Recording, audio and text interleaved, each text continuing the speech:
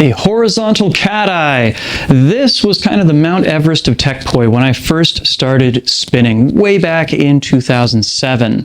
And of course, it is an essential part of this hybrid right here, horizontal cat-eye versus isolation, which of course to this day is kind of rare in the poi world. So the question is, how exactly do we get down that horizontal cat-eye? Well, the answer might surprise you because it turns out the structure of it is not quite what you're expecting.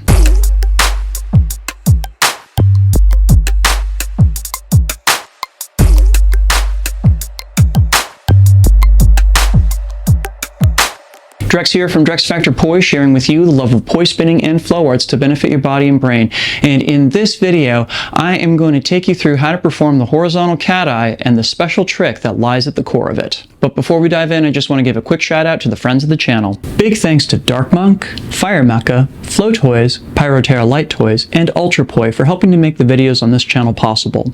You can learn more about all of these amazing companies and the work they're doing to support flow artists like yourself by checking out the links down in the description of this video. Okay, so let's talk basics here. A cat-eye, for all intents and purposes, is the hand and poi moving in opposite directions just like they do in an anti-spin flower, and we're moving the hand through a circle that is the size of an isolation. That is, it is 1 poi length in diameter. Now, as we're doing that, we're trying to make sure that the poi gets out past the hand twice. You can think of this as being 2 petals for a very small anti-spin flower, or as a single lobe that is formed by having the hand and poi move around each other in a single beat. We of course have vertical cat-eyes, and we also have horizontal cat-eyes. Like most people, I learned how to do the vertical cat-eye first, and it actually made it a little bit more challenging to learn the horizontal cat-eye, because as it turns out, the structure of the two tricks is not exactly the same. So what makes them different? Well, let's dive in. So the first thing you're going to need to understand is that the structure of the cat-eye, at least when it comes to your hand moving around, is something like a triangle. It has 3 points, a top, a bottom left, and a bottom right. And I'm just using left and right arbitrarily here. It might be your right and left instead, but I'm taking my hand around through those points in that order. Your mileage may vary. Now, what makes these points interesting is that there are 3 very distinct and different kind of activities that need to happen at each one. At the top of the triangle, I'm going to be dragging the poi underneath my hand, almost like a pendulum. When I get to the bottom left corner here, however, I'm going to be looping my finger underneath the tether of the poi, and I'm going to be yanking it back at myself. When I get over to the bottom right corner here, my job is to try and catch the poi before it can get around underneath my hand. So I want to think drag on top, and then I want to think flick and catch. So the 3 points are drag, flick, catch. Drag, flick, catch. Here's that in action. Drag, flick, catch. Drag, flick, catch. Drag, flick, catch, drag, flick, catch. Now, if you are like most people, when you first try to do this, you're going to find yourself in a little bit of a pickle. Namely, you're going to find it easy enough to do that flick and catch, but you might find that in doing so, your hand isn't moving up and down very much. This is a slightly different move. This is what's called a linear extension, and it is a very, very, very common poi move to mistake for a horizontal cat-eye. So how do we get past this? I'm so glad you asked. The key is to really think about the height of the move.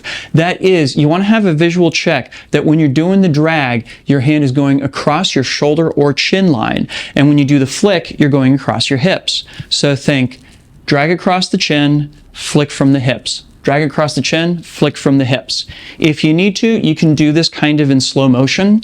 Really think that as you're getting to the catch side over here on your right, you want to get your hand up past the poi as it's rushing by. The biggest thing that you want to avoid here is having the poi get around underneath your hand before you can get it back up to drag it across. It takes a little bit of finessing of the timing here. It's going to feel very, very normal once you flick the poi over your hand. You just let the poi continue spinning. And as soon as the poi gets above your hand, what you want to do is work on getting the catch. That is, getting your hand to get up past it so that it doesn't go under your hand until you get to the top point again. So even though it's a lot to try and keep straight in your mind, it's really important that you think drag on shoulders, flick on hip, catch on hip. Drag past shoulders, flick on hip, catch on hip. Drag, flick, catch, drag, flick, catch, drag, flick, catch, drag, flick, catch. Think shoulders, hips, shoulders, hips, shoulders, hips, shoulders, hips. And once you get more comfortable with going through those 3 points in order, you can work on moving your hand around more continuously and in a smoother kind of fashion. And in so doing, you should get to a point where you can keep a horizontal cat eye more or less stable, like so. And if you want to check your work and make sure that that horizontal cat eye is actually tracing out a hand path the size of an isolation, well, the way to work on that is actually to see if you can put it together with an isolation. That is, have your other hand perform an isolation as you're doing the horizontal cat eye, and see if you can keep your hand even with the isolating poi head. That'll really tell you if you're nailing that shape. And if you are, doesn't it look cool?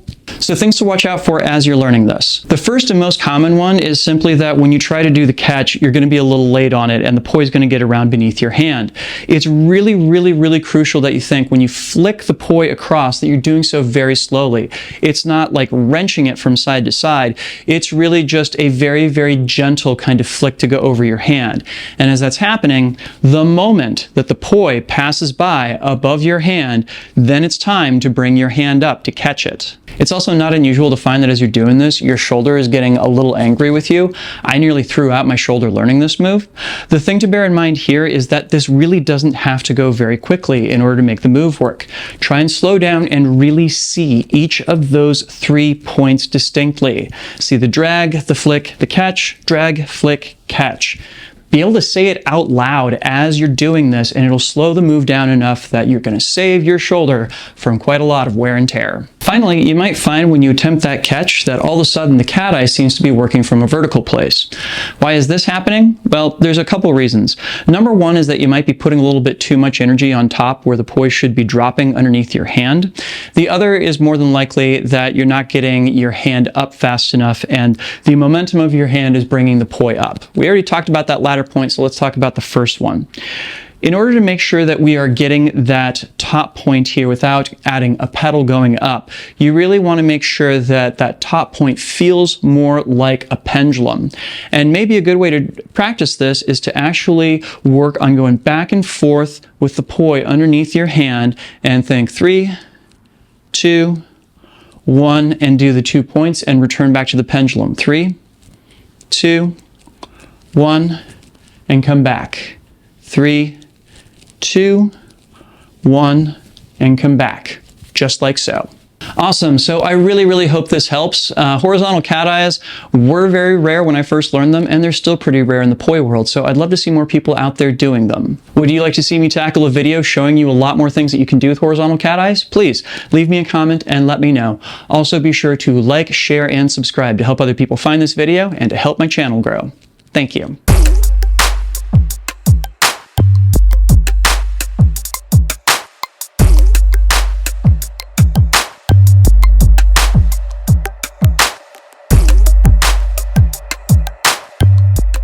This video would not be possible without my amazing supporters on Patreon. In particular, I'd love to give a huge shout out to my Flow patrons who are listed on screen right now. Thank you all so much for your very, very generous support. And if you out there watching would like to get your name in the credits or access to a host of other awesome rewards, you can do that by heading over and signing up for my Patreon over on patreon.com/DrexFactor Poi. I'll include a link down in the description as well as up in the cards. Please help me out in my mission to bring poi spinning and flow arts to the whole wide world. Thank you in advance. And if you'd like to learn more about unit circle hybrids, which the horizontal cat eye is a move that belongs to that family, I will go ahead and include a link to a video I did all about poi hybrids that is up on screen now as well as linked to down in the description. Thanks so much for watching. Make sure to get out and flow today, and I'll see you with a new video real soon. Take care now. Peace.